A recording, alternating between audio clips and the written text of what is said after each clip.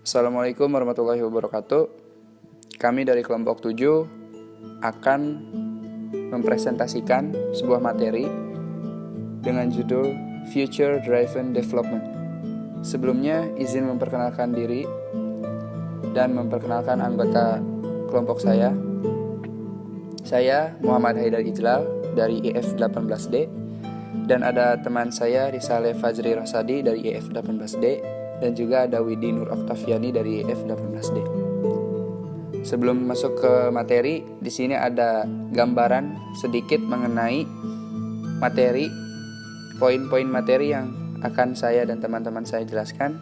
Yang pertama, poin pertama yaitu sejarahnya. Dan yang poin kedua, apa itu Future Driven Development. Poin yang ketiga, apa itu future. Poin yang keempat, peran utama Future Driven Development. Yang kelima, proses Future Driven Development. Yang keenam, pelaporan. Dan yang ketujuh, yang terakhir yaitu ringkasannya. Oke, sekarang kita masuk ke materi pertama, yaitu sejarahnya. Sejarah dari Future Driven Development. Di sini sejarah dari FDD, yaitu mengenai gagasan dari FDD yang diciptakan oleh Jeff DeLuca di Singapura pada akhir tahun 1997 yang bertujuan untuk memenuhi kebutuhan pengembangan perangkat lunak sebuah bank di Singapura. Tetapi tujuan utamanya yaitu adalah untuk memberikan perangkat lunak yang nyata dan berfungsi berulang kali secara tepat waktu sesuai dengan prinsip di balik Agile Manifesto, dan hasil dari gagasannya yaitu suatu proses Future Driven Development yang antara lain adalah: pertama, pengembangan model; kedua, membangun daftar fitur; ketiga, membangun rencana dengan fitur; keempat, mendesain dengan fitur; dan yang kelima adalah membangun dengan fitur. Assalamualaikum warahmatullahi wabarakatuh. Saya Widi Nur Oktaviani. Saya akan menjelaskan apa itu Future Driven Development atau PDD. PDD adalah proses pembangunan perangkat lunak yang gesit menggunakan model iterasi pendek dan menggabungkan keunggulan utama dari pendekatan lincah populer lainnya. Bersama dengan praktik terbaik yang diakui industri lain, PDD juga diciptakan untuk mempermudah skala ke proyek dan tim yang jauh lebih besar. Maksudnya, PDD yaitu proses yang didesain dan dilaksanakan untuk menyajikan hasil kerja secara berulang-ulang dalam waktu tertentu, dapat diukur dengan pendekatan yang mengacu pada perbuatan sistem dengan menggunakan metode yang mudah dimengerti dan diimplementasikan, juga teknik problem solving dan pelaporannya yang mudah dimengerti dan dikontrol oleh Scalhorn. Fitur dalam koneksi PDD, fitur adalah fungsi yang bernilai client yang dapat diimplementasikan dalam 2 minggu atau kurang. Fitur harus kecil dalam artian mereka akan memakan waktu tidak lebih dari 2 minggu untuk menyelesaikannya. Fitur yang tampaknya memakan waktu lebih lama waktu dipecah menjadi seperangkat fitur yang lebih kecil. Dengan catatan 2 minggu adalah maksimum, sebagai besar fitur membutuhkan waktu jauh lebih sedikit, yaitu sampai 5 hari. Di sana ada contoh template untuk mendefinisikan sebuah fitur atau objek.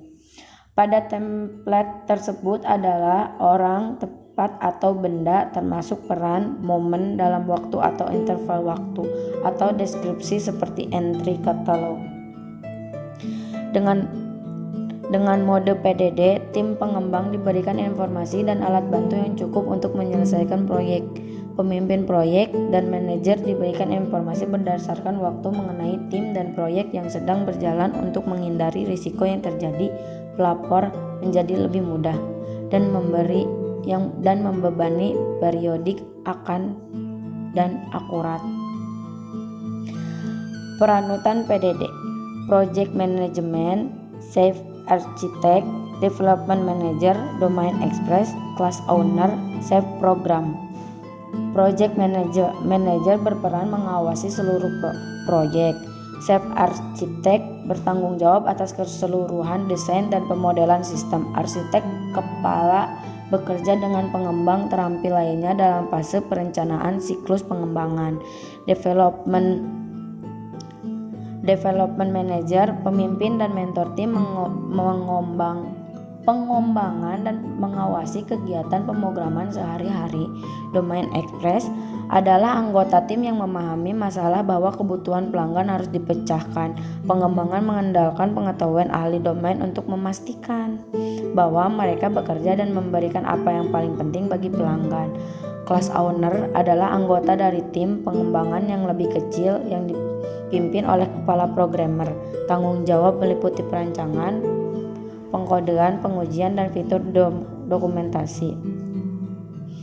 Shape programmer membantu dengan analisis dan desain dan juga dapat ditugaskan untuk mengelola tim pengembangan kecil. Assalamualaikum warahmatullahi wabarakatuh. Perkenalkan, nama saya Rizal Fajri dari F18D. Untuk pertama saya akan menjelaskan tentang proses yang pertama ada kembangkan model keseluruhan, yang kedua buat daftar fitur, yang ketiga paket menurut fitur, yang keempat desain berdasarkan fitur, dan yang kelima membangun berdasarkan fitur. Langkah pertama, kembangkan model keseluruhan.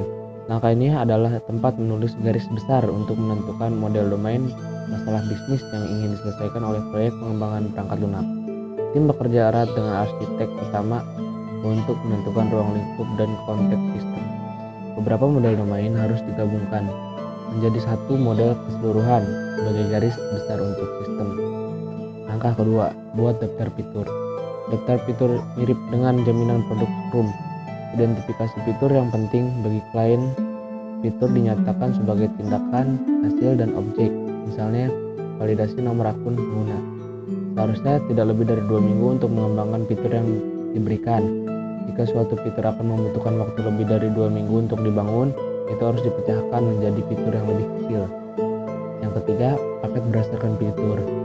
Tentukan urutan pengembangan fitur dan daftar fitur Anda. Pertimbangkan potensi risiko, ketergantungan beban kerja tim dan individu, dan hambatan lain apapun yang dapat menghambat pengembangan fitur. Kemudian tetapkan set fitur untuk programmer yang paling mampu dan memiliki bandwidth untuk mengembangkannya dalam jangka waktu yang ditentukan. Yang keempat, desain berdasarkan fitur. Programmer utama menentukan fitur mana yang akan dirancang dan dibangun dalam iterasi 2 minggu. Orang yang ini juga menentukan prioritas fitur dan menentukan siapa yang akan terlibat dalam tim fitur. Tinjauan desain harus diselesaikan oleh seluruh tim sebelum bergerak maju. Yang kelima, membangun berdasarkan fitur. Pada langkah ini, semua item diperlukan untuk mendukung desain fitur diimplementasikan, antar muka pengguna dirancang, dan prototipe fitur dibangun dengan diuji. Jika fitur lulus tes dan setujui, versi yang sudah diselesaikan dapat ditambahkan ke bangunan utama dan tersedia untuk pelanggan. Lanjut pelaporan. FDD menekankan kemampuan untuk memberikan informasi kemajuan yang akurat, bermakna, dan tepat waktu kepada semua pemangku kepentingan di dalam dan di luar proyek. Terima kasih kepada teman-teman saya yang sudah menjelaskan dan memaparkan materi. Di sini saya hanya akan membacakan sebuah ringkasan dari materi yang sudah dijelaskan tadi. Yang pertama adalah FDD menggabungkan banyak praktik terbaik dari model tangkas lainnya. Yang kedua, FDD pada awalnya diciptakan untuk dan lebih diarahkan pada tim proyek yang besar. Dan yang ketiga, FDD kurang fokus pada desain awal dan dengan cepat mencapai titik di mana tim dapat memberikan fungsionalitas baru ke fitur proyek berdasarkan fitur. Cukup sekian materi yang dapat kami jelaskan dan presentasikan. Mohon maaf bila ada perkataan yang kurang berkenan. Terima kasih. Wassalamualaikum warahmatullahi wabarakatuh.